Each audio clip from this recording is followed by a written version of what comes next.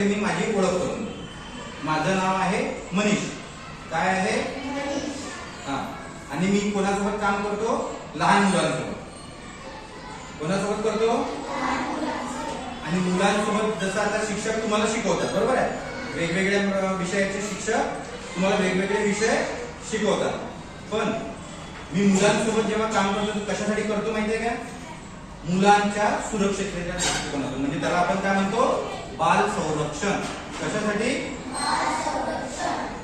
आपल्याला महत्वाचे 2-3-4 अधिकार आहेत. कोणते माहिती आहे? एक जगण्याचा. कोणता? दुसरा संरक्षणाचा. कोणता? मोठ्या आवाजात. तिसरा सहभागाचा. कोणता? चौथा विकासाचा. आता आपले अधिकार सांगा. पहिला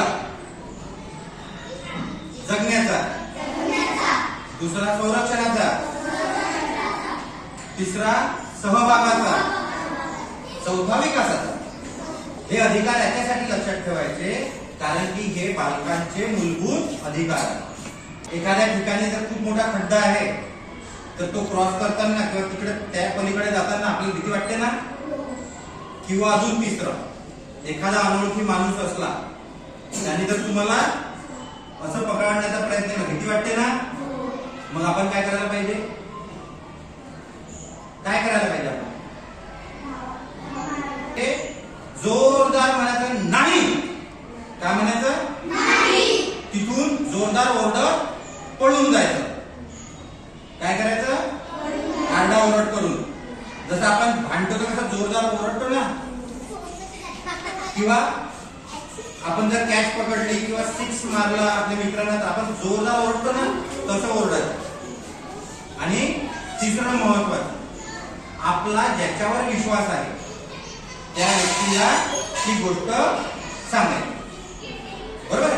की जे आपलं शरीर आहे, जिथं आपल्याला स्पर्श केलेला नको अशा ठिकाणी जर कोणी जाणून बुजून किंवा धाक दाखवून किंवा भीती दाखवून जर काही करत असेल तर तो काय आहे? असुरक्षित. आपल्या शिक्षकांना आपली केलेली स्तुती म्हणजे बक्षीस देते ना, बक्षीस म्हणजे असं नाही किंवा पेन पेन्सिल किंवा एखादी ट्रॉफी एखादा शाबासकी देते ना, तो झाला शिक्षकांचा सुरक्षित स्पर्श.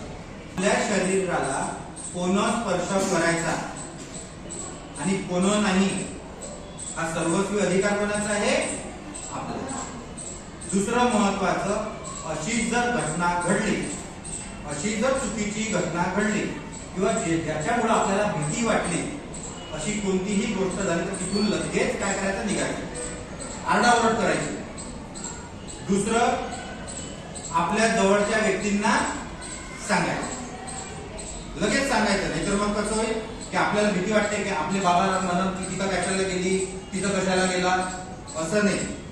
काय असते? आपल्या आई वडिलांचं आपल्यावर जे प्रेम असते त्याच्यामुळे त्या प्रेमापोटी ते कधी कधी रागवतात.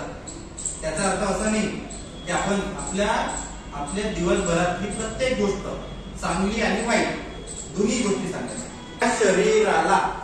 आपल्या शरीराला जर कोणी हात लावला जबरदस्तीनं आणि तो वाईट असुरक्षित स्पर्श वाटत असेल, इमिजिएट आपण पोलीस तक्रार करू शकतो. आणि त्या आरोपीला, जो गुंड प्रवृत्तीचा आहे, जो बदमाश व्यक्ती आहे, त्याला कमीत कमी 10 वर्षाची शिक्षा. किती? 10 वर्षाची. आणि आपण जर पोलीस स्टेशन मध्ये गेलो तर आपली तक्रार पटकन घ्यावं लागते पोलिसांना. ते नाही म्हणू शकत नाही. बाल कल्याण समिती म्हणजे 18 वर्षाखालील जे मुलं आहे त्यांचं सर्वोत्तम हित, काय बालकांचं सर्वोत्तम हित आणि कायमस्वरूपी पुनर्वसनासाठी ते बाल कल्याण समिती असते. आणि त्या बाल कल्याण समितीला प्रथम सत्र न्यायाधीशाचे काय आहे? अधिकार आहे. म्हणजे जजेसचे पॉवर आहे की ते पोलिसांना आदेश देऊ शकतात की या मुलाची ही तक्रार आहे तर तुम्ही लगेच तात्काळ कारवाई करा. आपल्या मुलांसाठी बऱ्याचशा गोष्टी आहेत म्हणजे आपल्याला माहितच नाही. असुरक्षित वाटेल तर तेव्हा चाइल्ड लाईन 1098 कोणता नंबर? कोणता? 1098 या मोबाईल नंबरवर आपण काय करायचं? फोन करायचा. म्हणजे आपल्याला काय होईल?